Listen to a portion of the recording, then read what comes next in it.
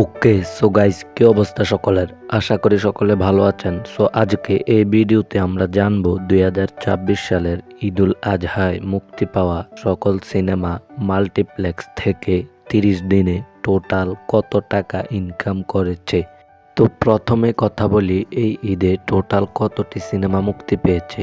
এই ঈদে টোটাল 8টি সিনেমা মুক্তি পেয়েছে। এর ভিতরে রয়েছে রকস্টার, রোহিত, বনলতা সেন, মালিক, মাসুদ রানা, পিনিক, অফিসার, তসনস। এর ভিতরে রকস্টার সিনেমাটি আয় করে 3,25,00,000 টাকা। রোহিত সিনেমাটি আয় করে 1,94,00,000 টাকা।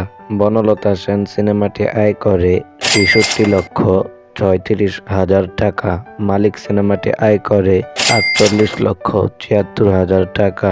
মাসুদ রানা সিনেমাটি আয় করে 16,46,000 টাকা। এর ভিতরে পিনিক, অফিসার অ্যান্ড তসনস বাদ পড়ে গিয়েছে। এগুলো 20-25 দিনের মাথায় ওয়াশ আউট হয়ে গিয়েছে, এগুলো আর রাখলাম না। এখন চলুন দেখা যাক কোন সিনেমাটি কোন দিনে কত টাকা ইনকাম করেছে, সবগুলো সিনেমার লিস্ট। ভিডিও শুরু করার আগে কাইন্ডলি চ্যানেলটিকে সাবস্ক্রাইব করে দিবেন।